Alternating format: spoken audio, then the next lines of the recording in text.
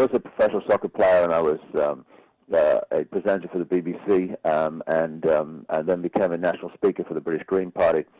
And then I had some amazing experiences, what you might term spiritual experiences. But anyway, experiences that were not the usual experiences that people have. And it basically lifted the veil from my eyes, and I started to see the world in a different, completely different way.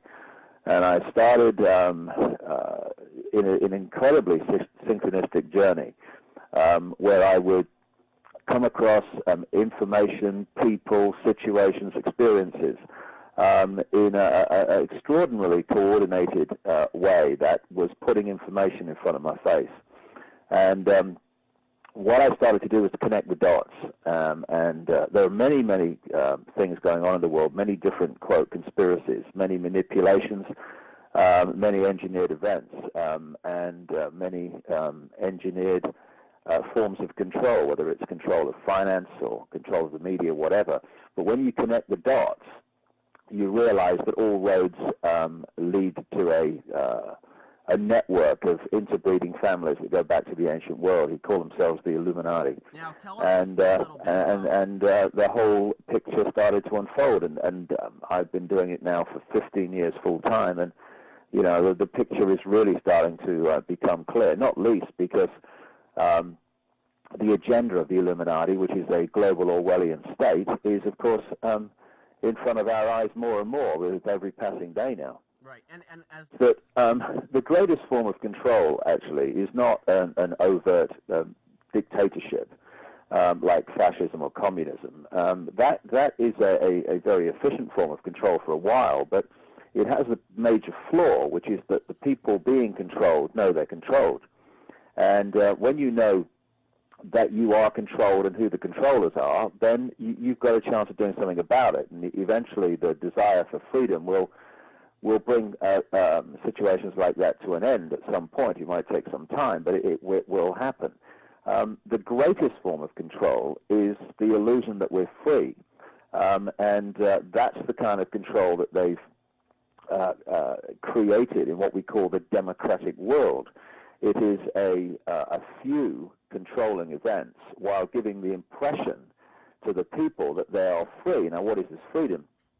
This freedom is putting a cross on a piece of paper once every 4 or 5 years, or in America, pressing some button on some electronic computer system which anyone can decide how you're going to vote.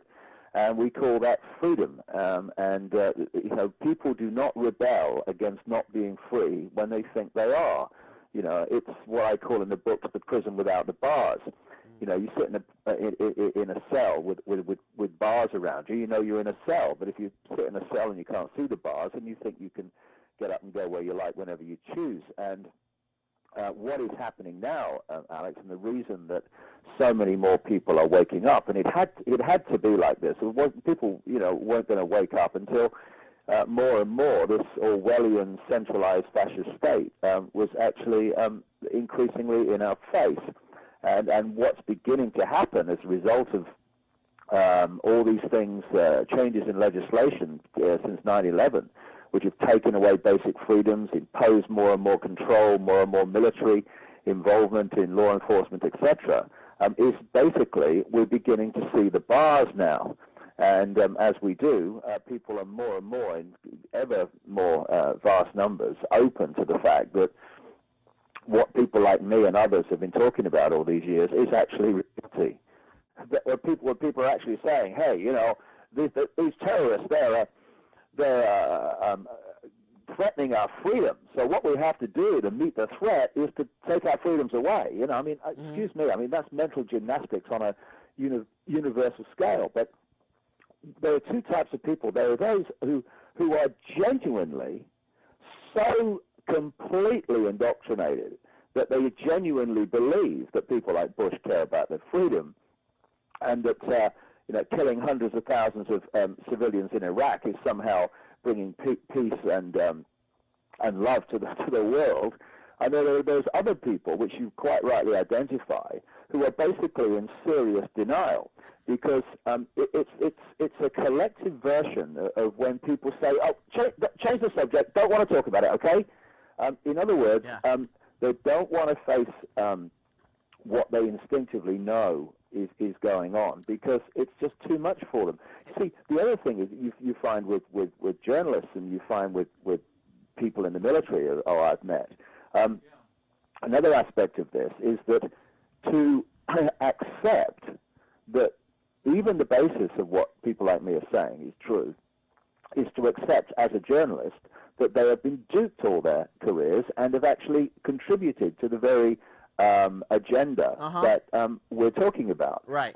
People in the military, I know someone who's retired military, and he's in complete denial for this, and one of the key reasons for that is that he will have to accept that throughout his military career he was serving a very different master to the one he believed he was, and a master with a very different agenda to the David? one he thought he was serving. So David? these are all mental and emotional situations that cause people to go into denial. David, we're going to go to a real quick clip of the Illuminati just to see some of the things that you elaborate on.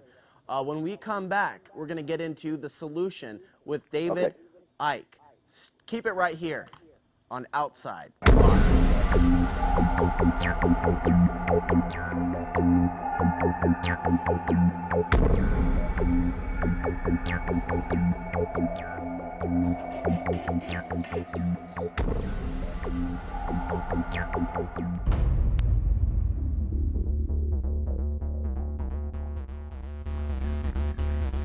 A major U.S. Daily story about subliminal messages. I don't think we need to be subliminal.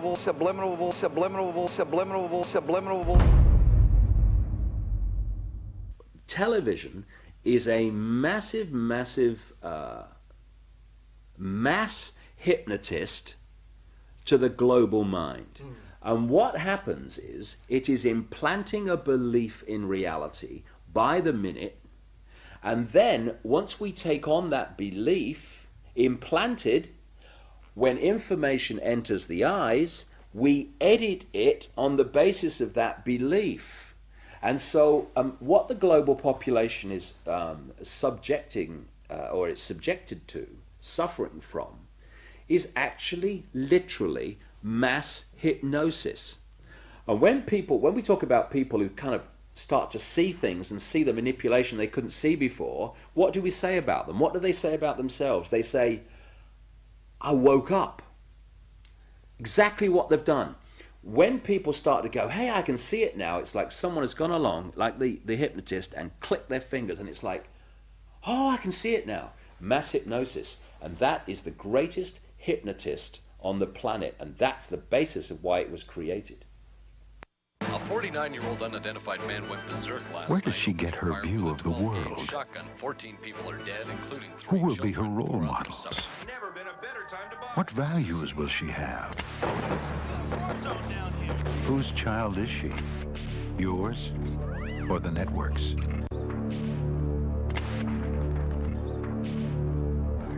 Take back your children. Turn off the TV. And when you start to research the subliminals in advertising and television, what staggers you is not what they do and what's there, but the scale of it. I mean, it's like our consciousness is being hit by an explosion of this stuff. Because you see, this is another interesting point. Experiments have shown that about 1.5 seconds before the conscious mind decides to take action, move its arms or whatever, speak, 1.5 seconds before it consciously decides to do that, the electrical signals have begun in the brain to do it. For me, the conscious level is the experiencer and observer of reality, but the subconscious is the creator of it. the generator of it. And this is why the Illuminati want the subconscious mind through subliminals. What does subliminal mean? It means below threshold. It's below the threshold the conscious mind picks up, but the subconscious mind picks everything up like a sponge. And therefore they are planting these thoughts into the subconscious, which then filter down into the conscious, and we think we're having our own thoughts, when actually they're implanted thoughts done at a subliminal level. The whole Illuminati manipulation is based on divide and rule. It's based on getting people into a perception of sides and then bringing the sides into conflict. This is how they engineer wars. This is how they're engineering the war on terror. They're creating two sides, the free world and the terrorists in the public mind, and they are seeking to bring those two polarities into conflict, because a few can only control the many if the many are divided and at war with themselves, and also if the many are manipulated to control each other. What I have done in my journey is I started off, and still do, but certainly in the first years, focusing on what I call the five sense manipulation, the manipulation of wars, of the banking system, of politics, etc. And then I started to realize that behind the, if you like, the human level of the Illuminati that we see, are other forces that are not actually of this world, who operate in dimensions of reality very close to this one, but can move into this one and out of this one, because the way that people are controlled to a vast extent is by limiting the information that they receive. We can only perceive possibility on the basis, overwhelmingly, of the information we have of what's possible. For instance, a few centuries ago, when people said the Earth was round for the first time, the population and the experts said that's ridiculous, it's impossible, because the people on the bottom would fall off. Now, that made sense on the limited knowledge that they were given. Once you introduce the law of gravity, however, what appeared to be ludicrous and bizarre starts to take on a very logical picture. And what they're doing symbolically all the time is keeping the law of gravity from us. In other words, information that would allow us to see the true nature of reality and the infinite nature of possibility. And so when you talk about the world being manipulated from other realms, other dimensions of existence, people go, it's impossible, you know, no. But what is kept from us is just how little we can see. We are actually virtually blind in terms of what we can see. Of what is projected by mainstream science to exist in this universe in terms of matter, mass, and what have you, the electromagnetic spectrum is around 0.005% of what is projected to exist in this universe. What humans can actually see, what they call visible light, is a fraction of that 0.005%. In other words, when we look through our eyes, we are not seeing everything that exists in that space as we instinctively think. Right. We are seeing a tiny, tiny frequency range that our five senses and sight can access. And just beyond that frequency range that we can see is infinity, and entities that are manipulating us. Now, what happened then, and this is where the new book came in, Infinite Love is the Only Truth, Everything Else is Illusion, was that I over the last year, I've gone to the next stage, which is, okay, we have these different dimensions of reality, and we're like transistor radios. At any point, we're tuned to a particular station, i.e. at the moment, we're tuned to this so-called physical reality, and therefore that's what we see. But there are other infinite radio stations that we can also access.